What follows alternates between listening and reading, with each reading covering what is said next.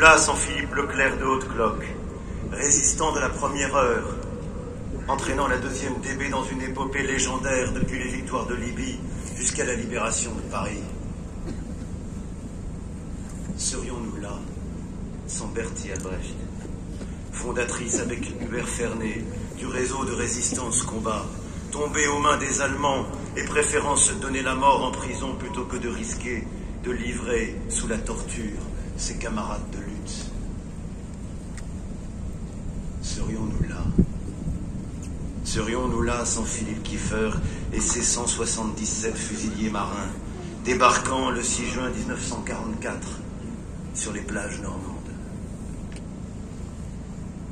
Serions-nous là sans René Cassin, Jean Moulin, Jacques Chaban-Delmas, Romain Gary et André Malraux, sans ce cortège de femmes et d'hommes, faits de bravoure et de sacrifice pour la France? Tous étaient compagnons. Ils étaient 1038. Illustres et anonymes, militaires et civils, divers par leurs opinions politiques, leurs origines géographiques, leur religion.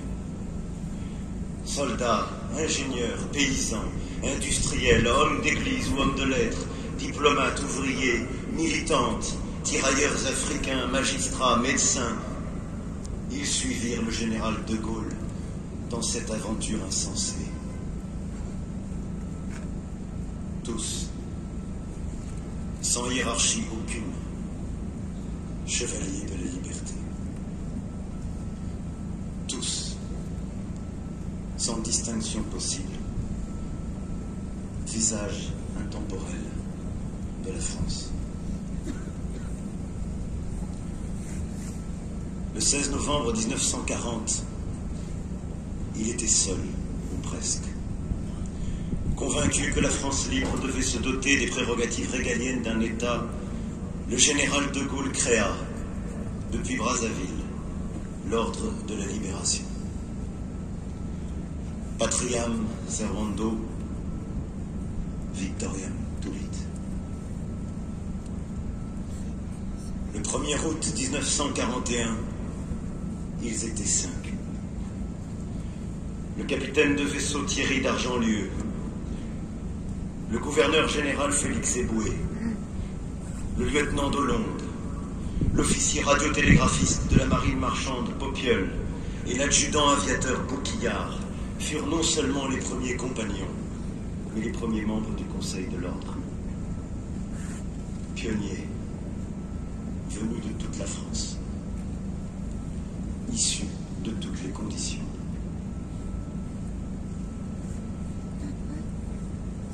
Le 11 novembre 1945, ils étaient 15, ici.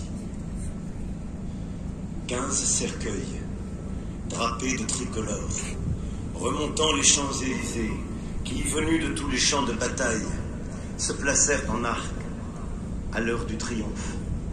Flambeau de la résistance mêlé à la flamme du soldat inconnu, avant de rejoindre la crypte du Mont Valérien pour témoigner devant l'histoire que durant cette guerre, ses fils ont lutté pour que la France vive libre.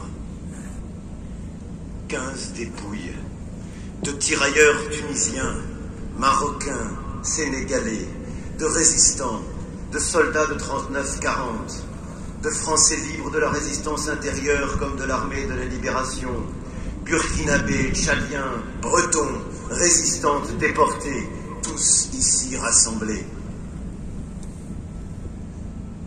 Le 9 mars 1952, une 16e dépouille les rejoignait dans la crypte, celle d'un soldat français, fusillé en Indochine.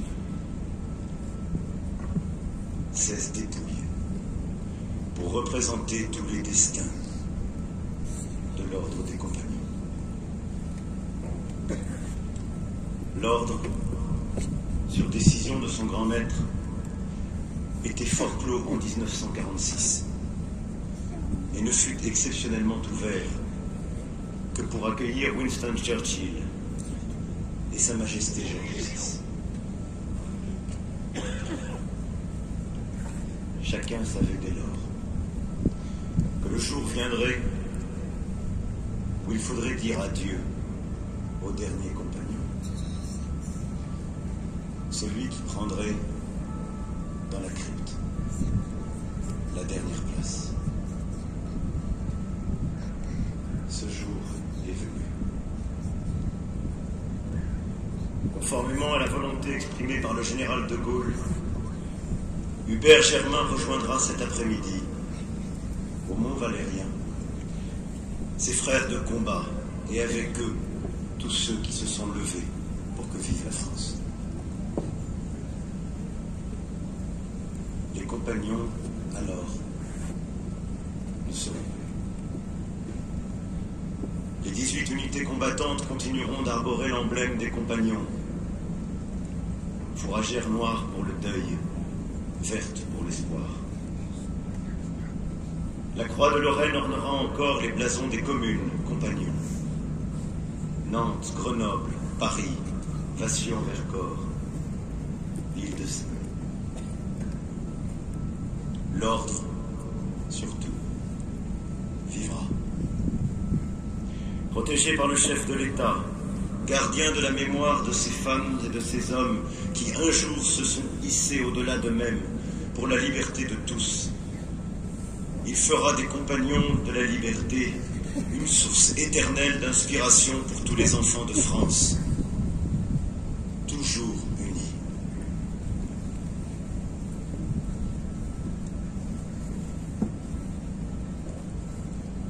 Certaines nations sont faites de frontières partagées, d'hérédité de sang. La France s'est construite sur ces terres, par une histoire, une langue, un État, par une volonté. La France vit, survit, surmonte les épreuves des temps grâce à des femmes et des hommes qui, unis par un amour pour sa terre, ses idéaux et ses valeurs, acceptent de risquer jusqu'à leur vie pour une cause plus grande qu'eux. La France est liberté. La France est transmission. Elle vit, survit et surmonte ses épreuves. Parce que de génération en génération, des femmes et des hommes se transmettent le flambeau de l'idéal. Alors oui, le dernier compagnon n'est plus. Et nous l'accompagnerons jusque dans cette crypte, où nous scellerons le dernier caveau. Mais ces 1038 qui ont épousé la France, d'un amour inconditionnel allant jusqu'au sacrifice, ne disparaissent pas pour autant. Ils rejoignent nos morts, et de Bouvines au chemin des Dames, de Patay à Valmy, de Reims à Coufras, ils inscrivent leur destin aux côtés de ceux qui ont porté l'esprit de résistance. L'amour d'une patrie libre, le refus des divisions pour l'honneur de la France. Alors oui, oui, leurs braises ardentes sont dans nos mains. Et quand viendra le jour, quand sonnera l'heure, nous saurons les raviver de ce souffle qui fit lever tous ceux qui nous précèdent et qui nous ont fait libres, français, et sans lesquels nous ne serions pas là. Vive la République, vive la France.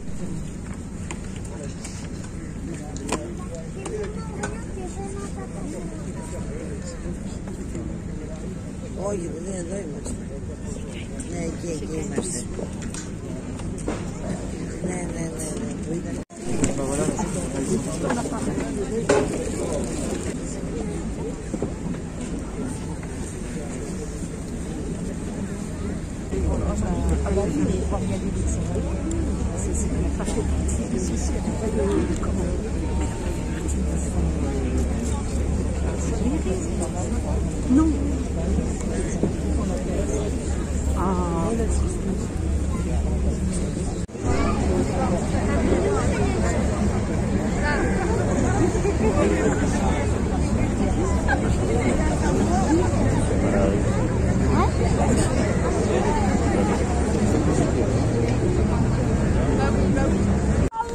Machallah, mon président, machallah. Ça, c'est pas mal. À bientôt chez vous, monsieur le président. À bientôt Machallah. chez vous, monsieur le président. Machallah, mon président, machallah. Vous nous avez oublié, monsieur le président. Qui a dit Vive ça, monsieur machallah? Macron, vive monsieur Macron. Qui a dit machallah?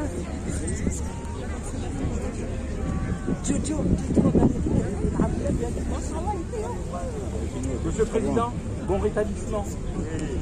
On l'a senti. Oui. Il y a du citron.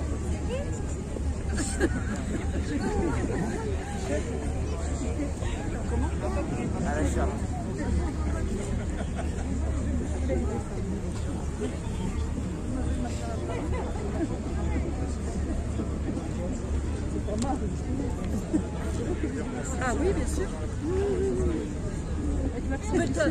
Là, Au revoir. À bientôt, monsieur le président. Prenez soin de vous.